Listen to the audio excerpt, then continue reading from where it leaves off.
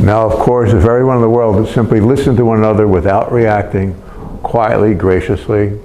I've done this for years with veterans and so forth, where you listen, no matter what's happened, or a friend or a neighbor, and if they don't feel stopped, they can say what they really feel, what they're stuffing in their gut.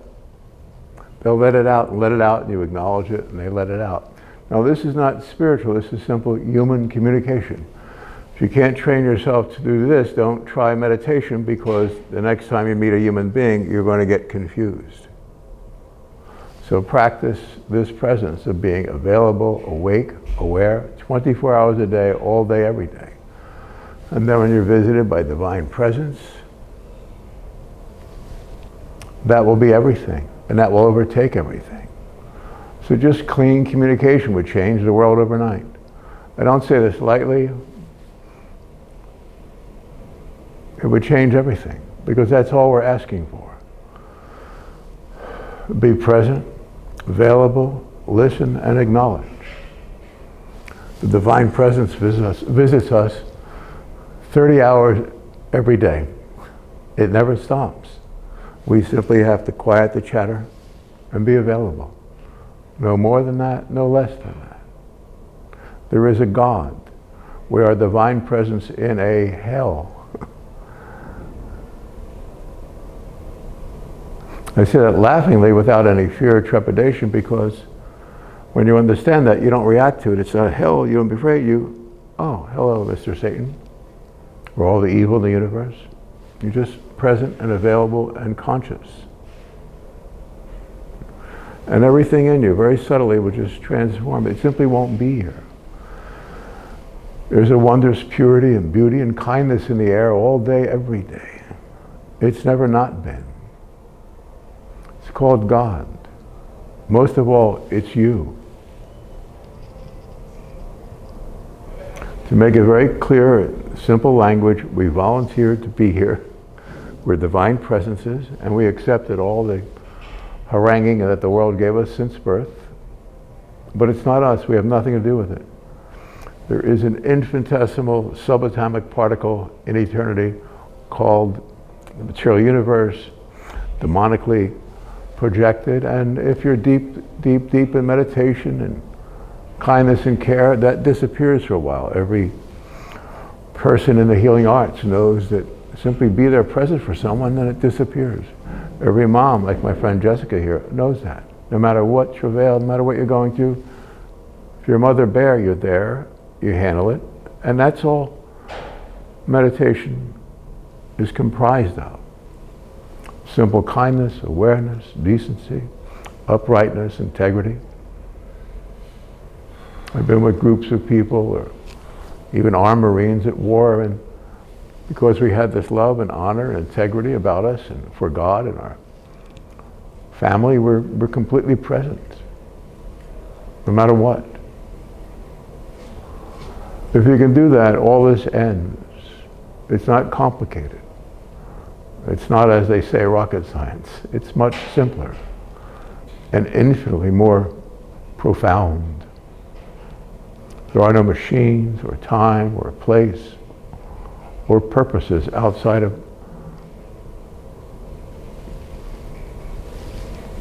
a very quiet awareness of Father God. And when you're aware of that, this simply is not here. I'm one witness.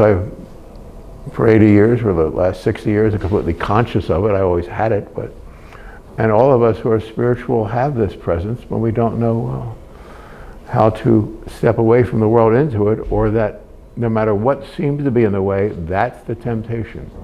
When I taught meditation in the city, I had a little beautiful place across from the Palace of the Legion of Honor, see the Golden Gate Bridge, and my friend Carol Dan, she called one time, knew I was in retreat for a couple of years, and asked if she'd bring some students by. I said, sure, Saturday night, because she was a very kind, special, spiritual part of my existence. And so they would come over, about 20 people in my living room. It was just very beautiful. And then after a few weeks, they'd all be happy and healed of different things and problems. Simply because I'd listen, they'd be aware, they'd feel a divine presence, and they're blessed, and I pray for them. But then all of a sudden this one would have this to do or that to do, or they were inviting me to a party or something on a Saturday night when I was teaching the class, and then I realized they didn't need to learn about God, they need to learn about temptation. So if you're very conscious that everything is a temptation, then you won't mind sitting here quietly, obediently, purely, decently, graciously. And then when you have a friend or a loved one, not some crazy person on the street, sometimes then I can do that because I can do that. Just be completely quiet and available to those that are decent, true, have a spiritual presence to them, and you're there and you'll listen, be aware, let them be who they are, and then they'll let go of all the false identities that they seem to need to get through the day. And when I work with people for an hour at a time, there's never not been, maybe once, that the person doesn't arrive at a very happy, fulfilled, quiet place. And it might last a week or a year or a minute or a day, but they simply have to train themselves for the inundation of demonic presences that will say the world is real. And that's all it is. It's so simple. It's never you. You are this softly lit presence.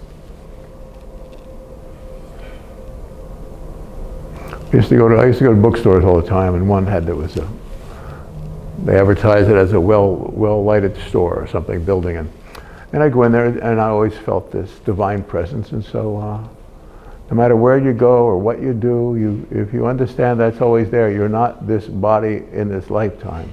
At this time, there are no bodies, lifetimes, and there is no time. When you're in this softly lit presence, and you will be forever. And that's how the world ends, all the insanity. You'll no longer be harassed. And it's not about you growing beyond the world and disappearing into the light or what happens after death. There is no death. You will end the world seeming to be the world in this prayerful state. It's not so difficult when you have down those simple ideas and techniques of not reacting to anything.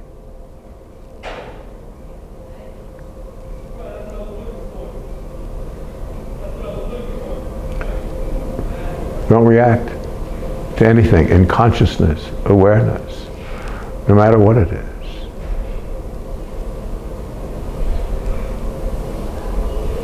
I remember seeing Chungalungma. That's the mother goddess of the world. That's what the Tibetans call the highest mountain in the world.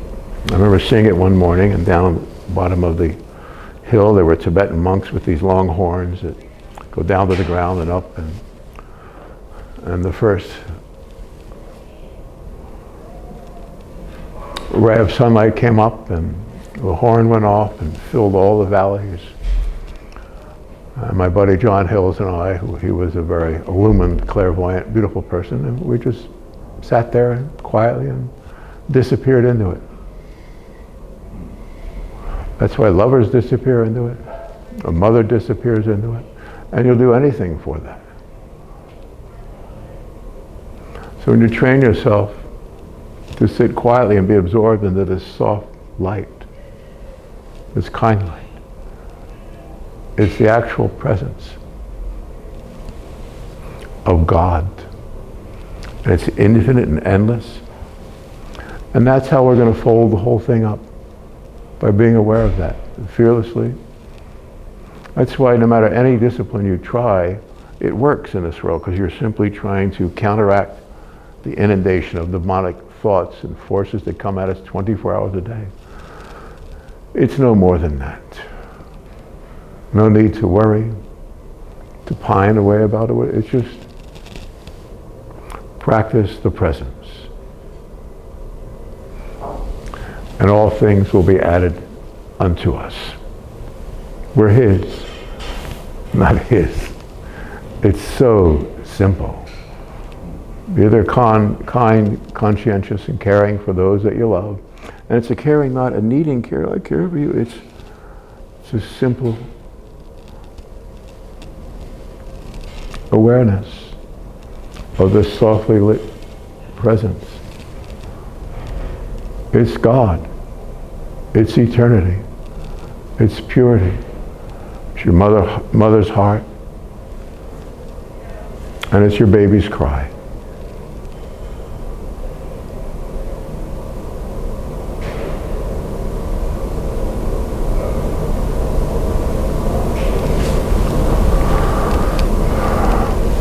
Thank you.